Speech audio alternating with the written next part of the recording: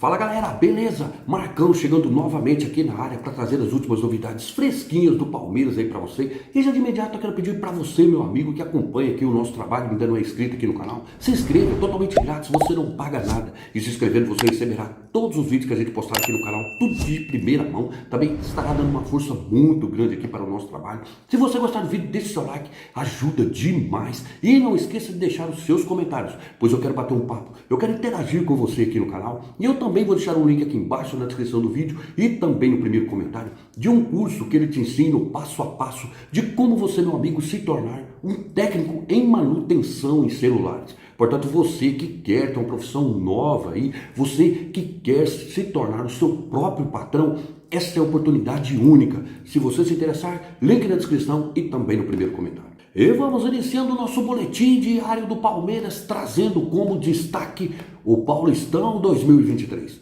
O elenco palmeirense volta aos trabalhos amanhã. E essa semana, meu amigo, Abel Ferreira deve intensificar os treinos aí preparatórios para a primeira partida da grande final aí da competição, que será realizada lá na Arena Barueri. E o que chamou atenção aí nos treinos da semana anterior foi o bom desempenho do atacante Giovani. Como se sabe, Bruno Tabata ele deve mesmo ser a ausência nessa primeira partida, pois ele se recupera de uma lesão muscular aí na coxa. Breno Lopes, Mike, Hendrick e Giovani, eles disputam para ver quem será o substituto aí de Tabata.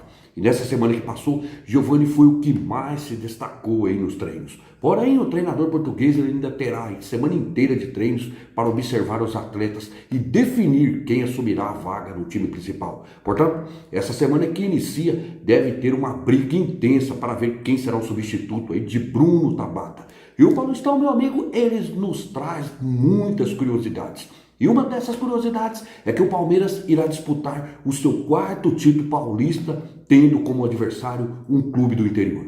A primeira decisão aí que o Palestra fez contra um time do interior, ela aconteceu exatamente no ano de 1976. Na ocasião, o Palmeiras enfrentou o 15 de Piracicaba e venceu pelo placar de 1-0, ficando aí com o título daquele ano. 10 anos depois, em 1986, o time do Palestra enfrentou a Internacional de Limeira. E apesar aí do Alviverde ser franco favorito, quem levou a melhor foi a equipe do interior paulista. A Inter de Limeira venceu por 2-1 e deixou aí o Palmeiras com vice do estadual. Já a última vez em que o Verdão decidiu o Paulistão, tendo como adversário uma equipe do interior, foi em 2008. Na final, o Palmeiras enfrentou aí a Ponte Preta e não tomou conhecimento aí do adversário, aplicou uma sonora goleada por 5-0 e garantiu aí mais um título estadual para a conta. Agora, o Palmeiras enfrenta o Água Santa, buscando mais um título aí contra equipes fora da capital paulista e chegar no seu 25º título paulista aí da história. E nesse Paulistão, o Palmeiras tem a chance de conquistar o campeonato de forma invicta. E a última equipe que fez essa façanha foi o nosso arquirrival Corinthians. O time alvinegro ele conseguiu o título de forma invicta em 2009. De lá para cá, ninguém mais conseguiu repetir aí esse feito. Portanto, se o Verdão se sagrar campeão paulista esse ano, quebra um tabu de 13 anos sem um clube aí conseguir levantar a taça do Paulistão sem perder uma única partida. Meu amigo, o Verdão tem a chance de chegar a outra marca histórica. Vamos ficar aí na torcida. E o palco da decisão aí do Paulistão, a Arena Barueri, ela traz boas recordações aí para o Verdão.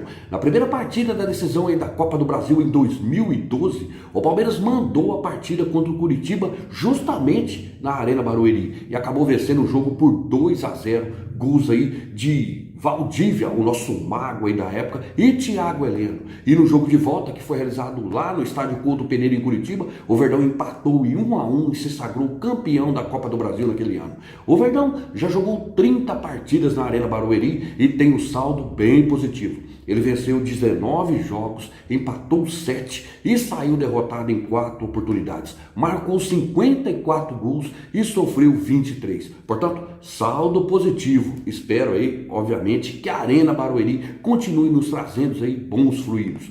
E o técnico Abel Ferreira ele está perto de bater mais uma marca histórica.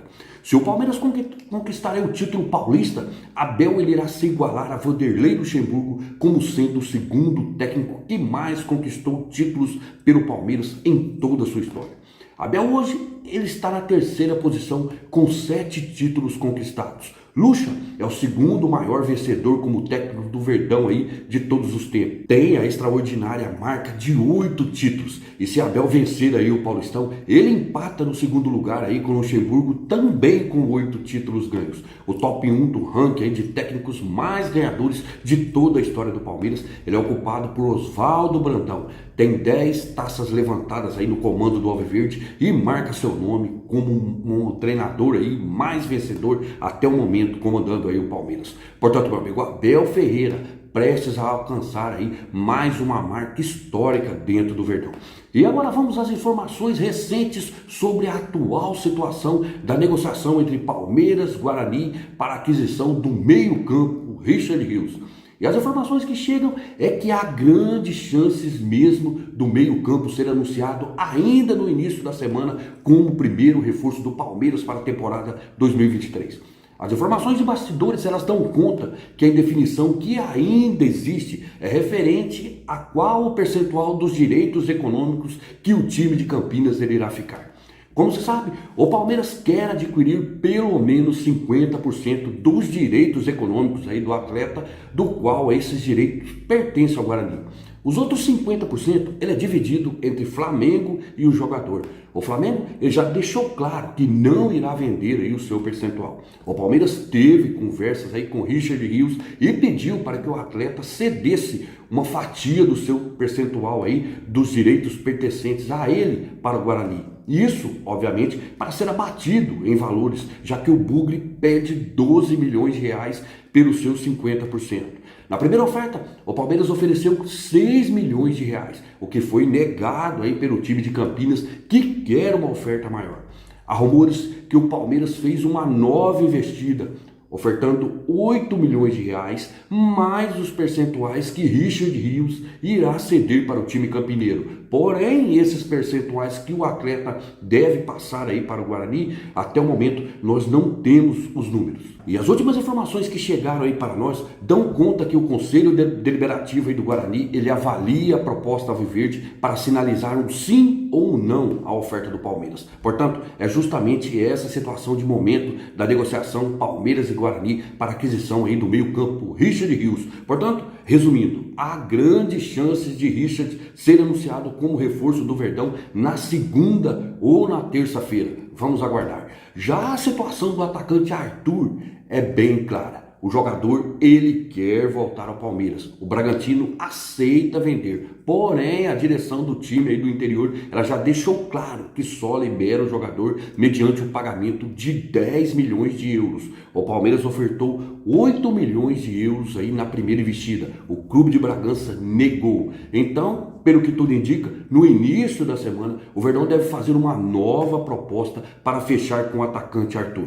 Portanto, meu amigo, as informações que temos são essas. Essa semana é a semana D para o Verdão aí fechar essas duas contratações e ter confirmado aí esses reforços para o primeiro semestre. Vamos ficar monitorando aí a situação. E essa semana que passou marcou o final da carreira de 3 jogadores que usaram a camisa do Palmeiras. Na segunda-feira, Maurício Ramos, zagueiro aí de 37 anos, ele anunciou que irá pendurar as chuteiras. Já na terça, o goleiro Diego Cavalieri anunciou o fim do seu ciclo como jogador aos 40 anos de idade. E ontem, o meio-campo Wesley, aquele que a torcida fez vaquinha para trazer lá da Alemanha, aos 35 anos, ele deu adeus aí aos gramados. Portanto, essa semana que passou, 3 ex-atletas aí palmeirenses abandonaram os gramados. Uma boa sorte a eles nas suas novas aí empreitadas. E para fechar o vídeo, uma nota sobre a nossa seleção brasileira. Em partida realizada ontem em Tanger, no Marrocos, o Brasil acabou perdendo a partida por 2-1 para a seleção local. Marrocos saiu na frente com o gol marcado aí por Buffon aos 29 minutos do primeiro tempo. A seleção do Brasil empatou aos 21 do segundo tempo com o gol de Casemiro, com uma grande ajuda aí do goleiro marroquino que tomou aí um frangaço. E aos 33 minutos do segundo tempo, a seleção de Marrocos marcou o segundo gol com Abdel Hamid. E o que chamou aí a nossa atenção foi a presença dos 3 jogadores palmeirenses aí em campo. 2 deles iniciaram a partida como titulares, o Everton e Rony Rústico. O Everton ele teve uma atuação discreta. O Rony Russo, como sempre, com muita determinação, vigor físico, teve inclusive oportunidades aí para marcar e fez uma boa estreia na seleção. O melhor aí dos três alviverdes. Veiga entrou no segundo tempo e teve aí uma atuação também bem discreta. É óbvio que o que se viu ontem no Marrocos é um trabalho novo. A seleção aí nunca tinha atuado junto, pouco tempo de treino, ou seja, é um início de um novo ciclo. A seleção marroquina tem um maior entrosamento, o grupo é o mesmo que terminou a Copa do Mundo aí em quarto lugar no Mundial. E no final, meu amigo, a vitória de Marrocos foi merecida. E o time africano conquista a primeira vitória sobre o Brasil em 4 jogos disputados até hoje. Para você, um abraço. Até mais.